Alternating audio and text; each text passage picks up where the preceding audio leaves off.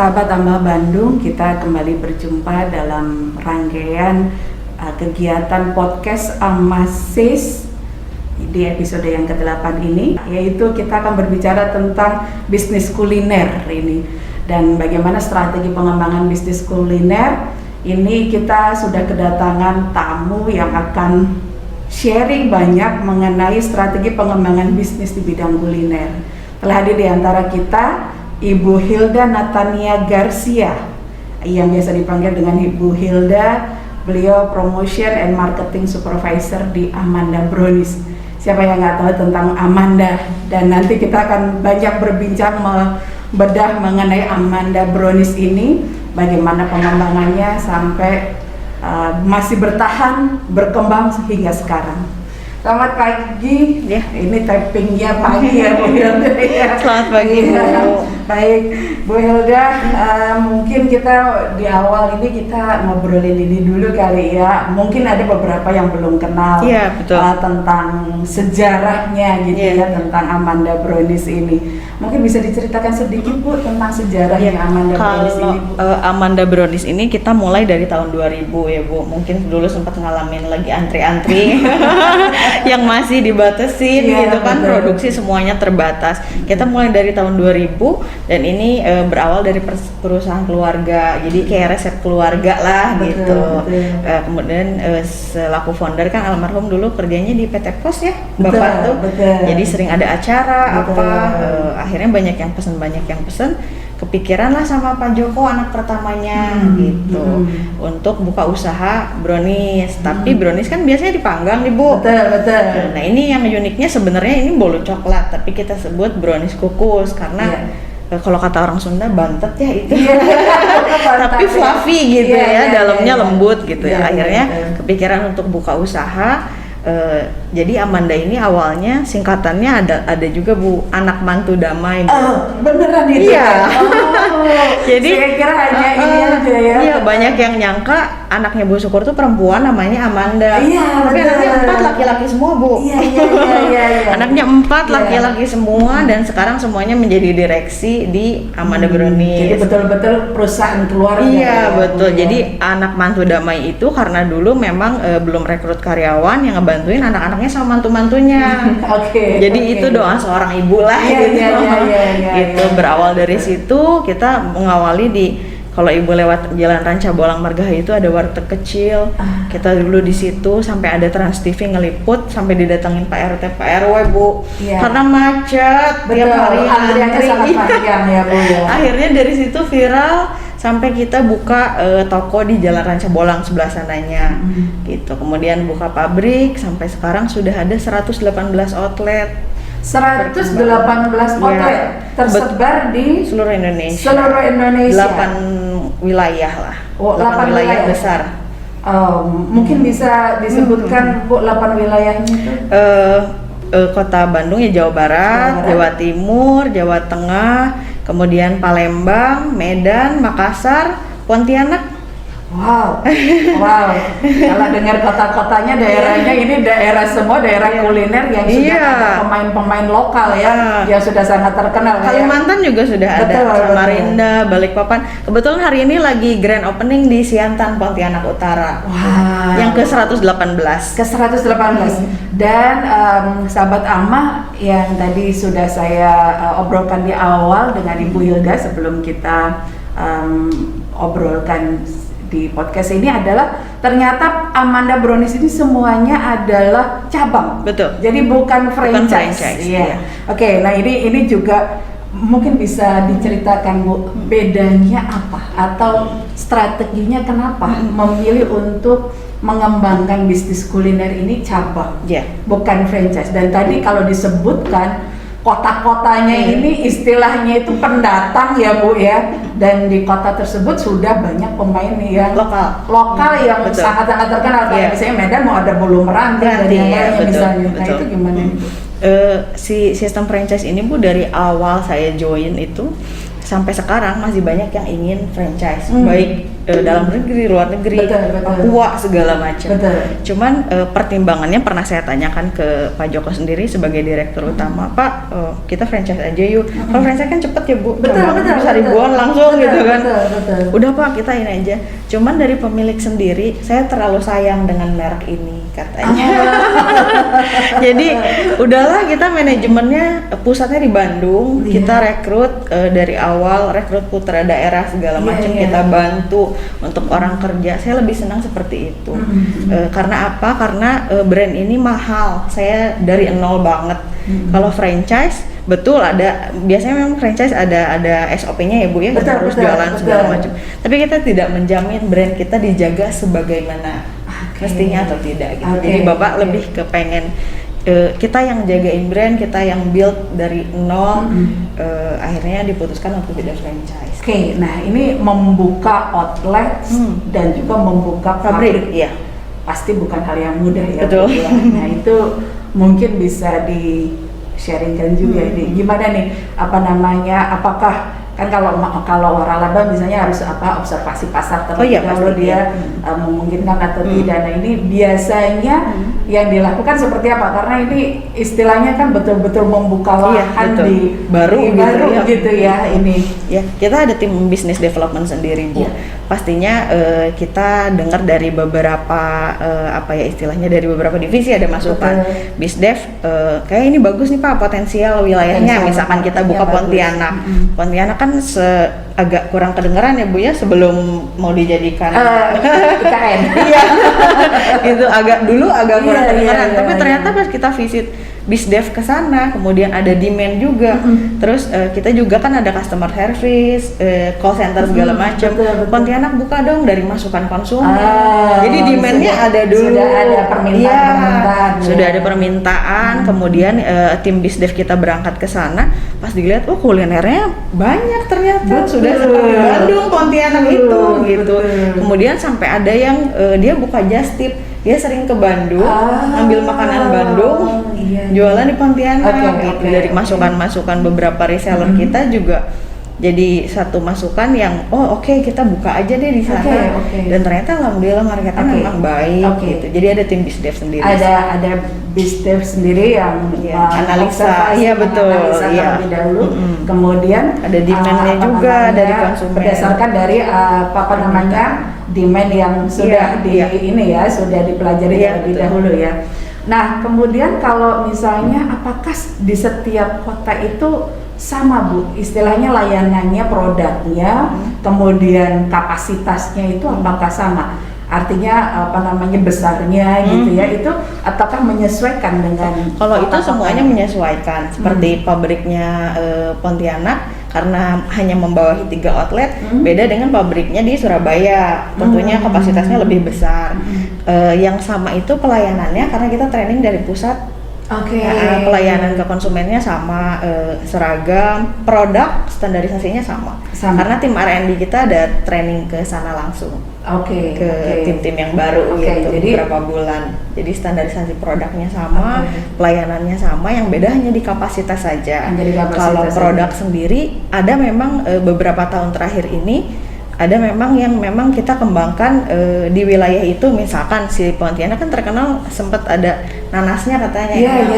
Jadi ada bolu nanas khusus di Pontianak gitu. Ada produk yang spesifik seperti itu. Jadi kita pengen mengembangkan yang ada di wilayah itu juga gitu. Jadi ada yang bedanya juga. Kayak mengikuti selera lokal gitu. Atau potensi lokal ya. Misalnya maaf saya menyebutkan salah satu fast food dunia itu tiba-tiba ketika membuka di Indonesia dia ada menu nasi, padahal di negara lain tidak ada karena menyesuaikan itu. Ini juga salah satu strategi yang luar biasa para sahabat Alma. Jadi ketika membuka cabang ya kita juga perlu melihat lokal konten di situ ya, gitu ya, supaya kita bisa diterima juga ya. Untuk produknya ya Bu ya. Nah terus kalau misalnya yang kaget adalah perusahaan-perusahaan lain masih merangkak nih setelah pandemi. Tapi ternyata kita menyimak Ibu Hilda tadi, Amanda Brownies ternyata di masih masa pandemi ini ternyata Masih grand opening ya, Bu? Sudah mau grand opening yang ke-118 di Pontianak, luar biasa sekali. Nah, mungkin bisa diceritakan, Bu, apa namanya kemarin kondisi pandemi ini akan seperti apa, dan apa yang bisa kita juga bisa pelajari supaya perusahaan-perusahaan lain yang terutama yang berada di bisnis kuliner ini juga cepat bangkit. Iya. Ketika pandemi kemarin memang kalau sekarang alhamdulillah sudah membaik ya, Bu, semuanya dari segi penjualan, outlet operasional dan lain-lain sudah membaik. Dulu ketika Indonesia lagi kader-kadernya corona, semuanya panik kan. Betul. Tingkat kematian naik apa segala macam. Owner tuh memutuskan untuk tutup 14 hari nasional, Bu. Karena kita pengen menyelamatkan tim kita yang langsung ketemu dengan konsumen, dan kita maksudnya dulu belum ada peduli lindungi, vaksin belum ada, pokoknya masih chaos lah istilahnya gitu ya.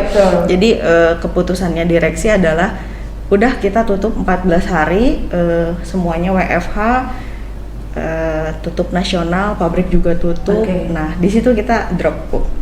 Sampai 2 digit sempat turunnya. Lumayan lah di tahun itu gitu. Kenapa? Karena untuk ngebalikinnya, setiap wilayah yang tadi se-Indonesia itu punya kebijakan masing-masing di wilayahnya gitu. Yang ini masih PPKM level berapa, tidak boleh buka gitu, sekalipun makanan. Yang ini harus bukanya siang. Ada yang sudah buka duluan bisa. Nah, konsumen kan jadi banyak pertanyaan ya, saya mau ke outlet buka nggak ya? Ya kan gitu. Akhirnya kita buka pelan-pelan sampai akhir tahun, sudah membaik sampai sekarang. Kemudian selama pandemi itu kita menyesuaikan, Bu, promonya juga kita menyesuaikan. Ketika orang lain membutuhkan add cost istilahnya atau biaya tambahan untuk masker, hand sanitizer, kita kasih free. Beli 3, beli 2 dapat free hand sanitizer, dapat free masker gitu. Jadi kita beradaptasi aja dengan keadaan gitu. Di samping kita memang juga ada add cost untuk tim kita pakai face shield segala macam. Tapi kita tetap perhatiin konsumen juga nih, konsumen butuhnya apa gitu. Terus konsumen butuhnya online, ya udah saya waktu itu cepetan aja masuk ke memang sudah ada waktu itu Grab dan Gojek, Shopee Food yang kita kita menyesuaikan karena orang disarankan untuk di rumah aja, tapi biar bisa tetap menyantap Amanda, kita buka nih yang baru Shopee Food. Jadi itunya tetap kenceng. Akhirnya itu yang ngebalikin. Jadi artinya menyesuaikan dengan beradaptasi dengan kondisi yang ada gitu. Digital marketing juga ya. Digital marketingnya kita jalanin juga. Jadi tadinya sudah ada rencana event segala macam, kita alihkan ke online kayak gitu-gitu. Nah, kalau dari 118 cabang tadi, jumlah SDM Amanda sekarang berapa? Kalau nasional mungkin nyampe 2000-an ada. Wah, cukup besar ya, 2000. Berawal dari sahabat asalnya kerjanya cuma berapa ya berarti? 8. Tadi diawali dengan anak menantu membantu semua, sampai akhirnya sekarang sudah bisa menjadi 2000 karyawan di seluruh Indonesia ya, di 118 cabang. Dalam perjalanannya dari tahun 2000 ya, Bu ya. Nah, kalau tadi untuk SDM ya, Bu ya. Kalau untuk pengembangan produk yang Ibu sampaikan tadi mengikuti lokal ya. Nah, itu apakah ada nih, Bu, strategi yang lain, Bu, selain mengikuti untuk selera lokal atau potensi lokal? Apakah memang di Brownies Amanda sendiri ada divisi khusus yang mengelola pengembangan produk supaya nggak bosen gitu ya, karena namanya kuliner ini kan cepet ganti trennya ya.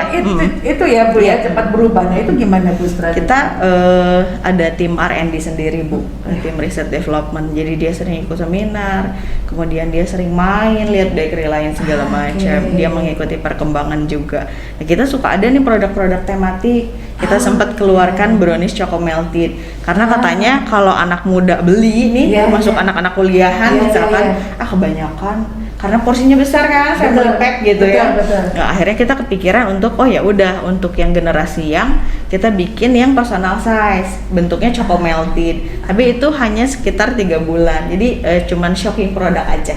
3 3 bulan. Ada Iya. bulan khusus kah misalnya pas Valentine? Oh enggak sih, juga ya. Ketika waktu itu lagi naik brownies yang meleleh Bu. Oh iya Sempet kan? iya. Lagi betul. musimnya brownies meleleh Betul, katanya betul, gitu. Oh ya udah kita bikin betul. juga gitu. Betul.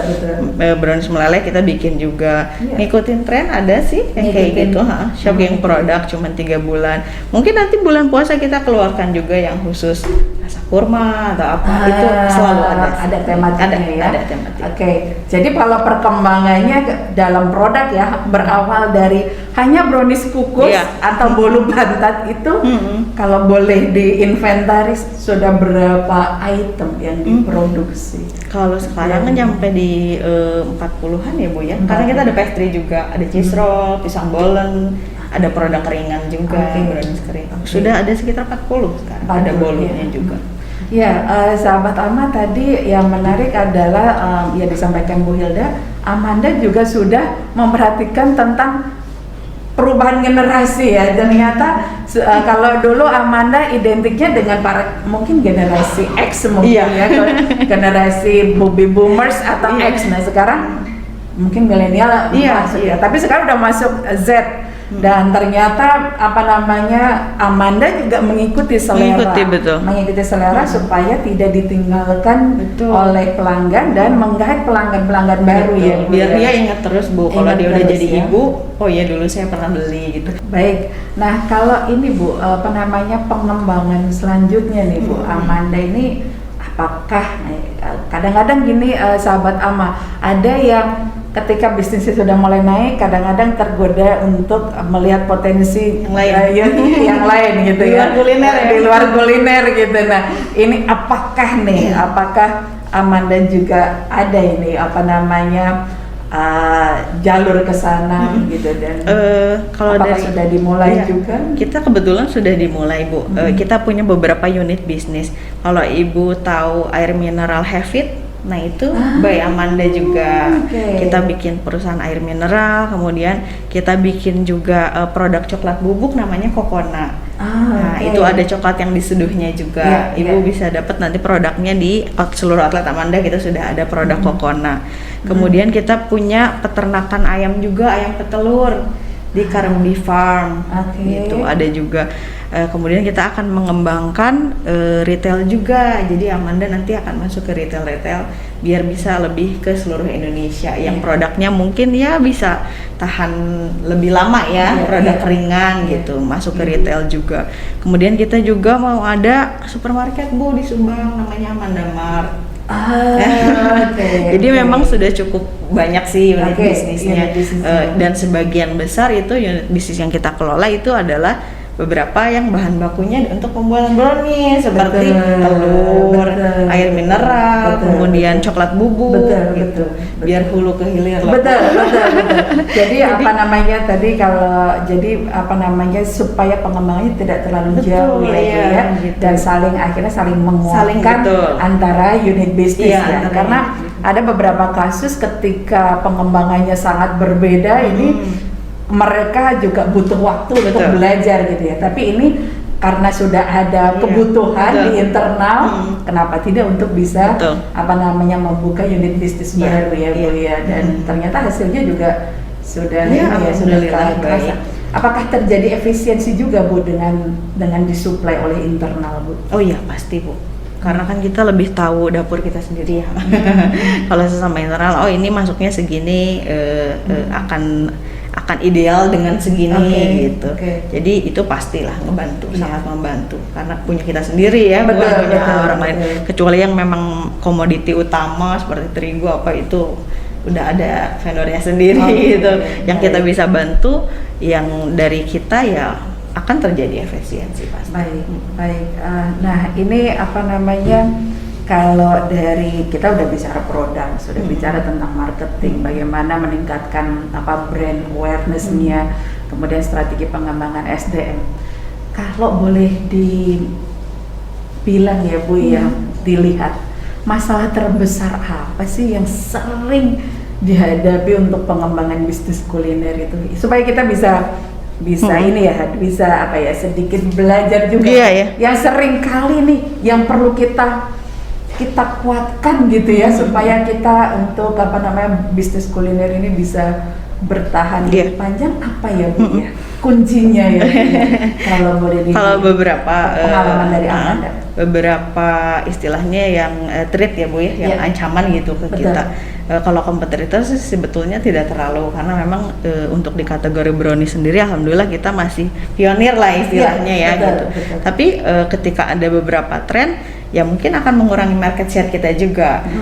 Di handle-nya dengan cara ya kita ngikutin perkembangan zaman. Tadi lagi brownies meleleh musim, bikin juga aja nggak apa-apa gitu kan, nggak apa-apa mengikuti tren gitu. Satu itu kompetitor.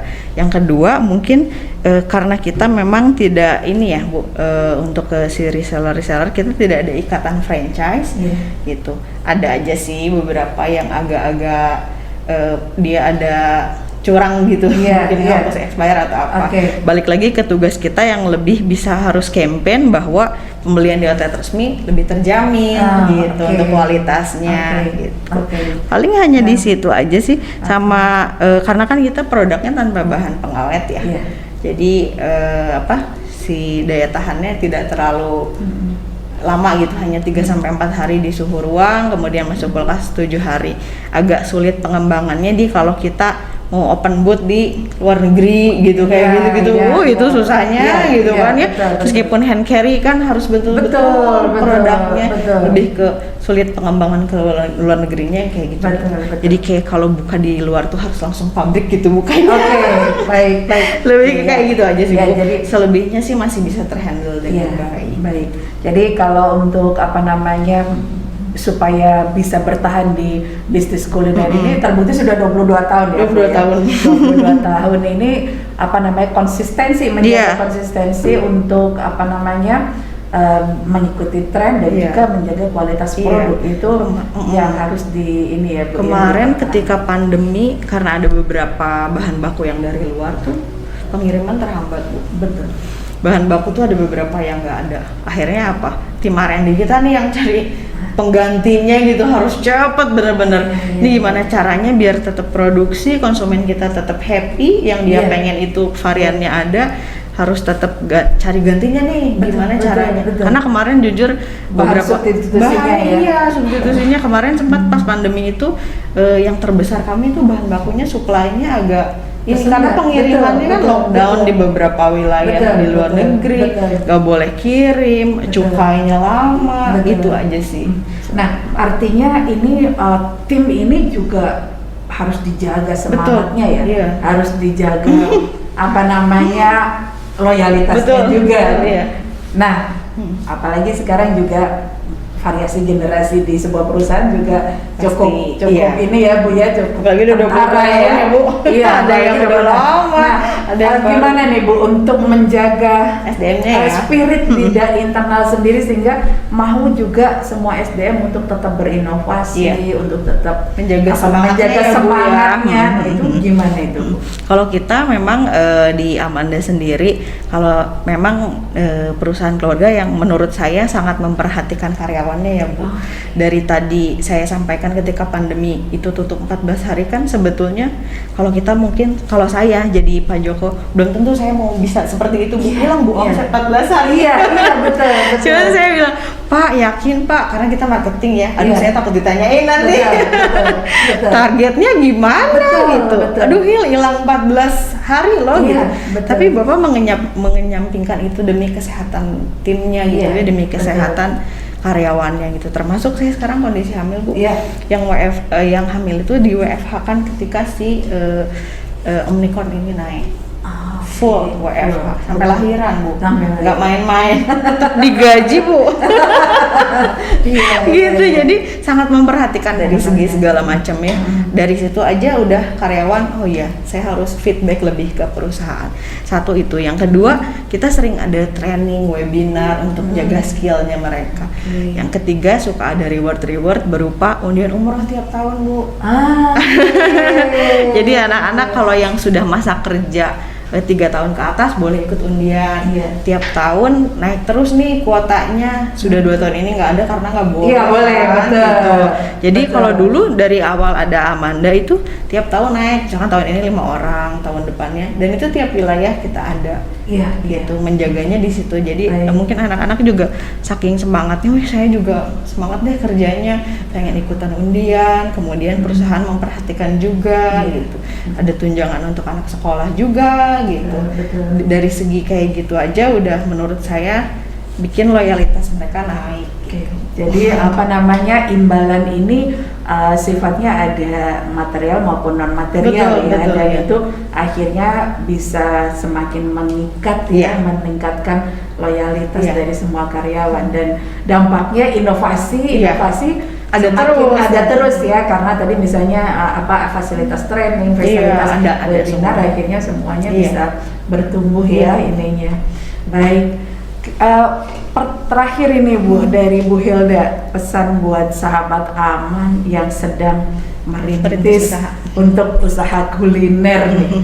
Karena ini di kalangan anak muda kan, apalagi misalnya sahabat Aman ini kan juga dari beberapa perguruan tinggi yang sudah mulai ada mata kuliah kewirausahaan juga gitu ya. Ini yang sudah mulai nih merintis bisnis kuliner gitu, atau apa namanya sahabat Ama yang lain yang sedang merintis, kira-kira ada semacam tips untuk bisa bertumbuh itu apa yang harus dilakukan ini? Ya, kalau tipsnya ya Bu, ini kan sampai sekarang juga kita nggak tahu nih pandemi ini sampai kapan ya. Tipsnya sebagai seorang, kalau saya sih memang hanya karyawan ya, cuman kalau lihat dari Bapak gitu, intinya kita harus beradaptasi dengan kondisi perubahan. Apapun itu jalanin aja, nggak apa-apa. Kalau kitanya bisa mengikuti, itu pasti semua juga ikut Bu. Gitu. Jadi jangan nyerah kayak, aduh turun 2 digit. Selesai nggak ya? Jangan kayak gitu kalau usaha, kata Bapak, jangan nanggung, nggak apa-apa, jalan aja. Jadi istilahnya jangan gampang nyerah lah kalau kita punya usaha. Yang kedua adaptasinya dari segala macam cara ya, terutama digital marketing kita harus on banget nih si digital marketingnya, harus adaptasi mengikuti musim Grab, Gojek ikutan, ada event apa kita ikutan. Makanya kalau kita punya usahakan untuk bisa beradaptasi dengan lingkungan apa, trennya apa, ikutin aja. Berhasil nggak berhasil, hajar dulu aja. Iya, betul. Satu itu. Yang kedua, konsistensi. Kalau kita produknya apa, konsistensi di produk itu, trennya produk juga seperti apa. Yang ketiga di pelayanan ya. Gitu. Kalau kita mau di online, mau di apa, kalau pelayanannya bagus pasti orang akan balik lagi. Itu yang kita selalu jaga. Makanya kenapa ada training rutin, kita ada tim training khusus yang ada mystery guest juga Bu. Anak ini senyum gak nih gitu, untuk standarisasi pelayanan. Iya gitu. Kemudian kebersihan segala macam kita ini juga. Jadi itu intinya itu pelayanan, produk, pokoknya semuanya harus konsisten dan jangan gampang nyerah aja. Terima kasih Bu Hilda sharingnya singkat, padat, dan membuka wawasan kita yang luar biasa. Dan ternyata kesimpulan dari Bu Hilda tadi, ketika kita berbisnis di bidang kuliner, yang pasti kita nggak boleh gampang menyerah. Kemudian kita juga harus nantiasa bisa beradaptasi, baik dengan tren produk, tren pemasaran, kemudian juga bagaimana pengelolaan SDM. Ini kita senantiasa harus bisa beradaptasi dan juga senantiasa menjaga konsistensi dari kualitas produk kita ya Bu ya. Kemudian, dan sehebat apapun produk kita tidak akan bisa bertahan kalau tidak didukung dengan pelayanan. Betul. Nah, ini juga menjadi hal yang perlu kita perhatikan supaya bisnis kita menjadi senantiasa bisa bertumbuh dan berkembang. Terima kasih Ibu Hilda atas sharingnya yang luar biasa. Mudah-mudahan bisa menginspirasi para sahabat Ama, berawal dari bisnis keluarga ternyata bisa melebar seluruh Indonesia. Sekali lagi terima kasih Bu Hilda, dan sahabat Ama, kita akan jumpa di episode selanjutnya dengan topik yang berbeda, dengan bahasan yang berbeda, dan jangan lupa sahabat Ama untuk like, subscribe, dan komen. Kita akhiri dengan salam Ama. Salam Ama.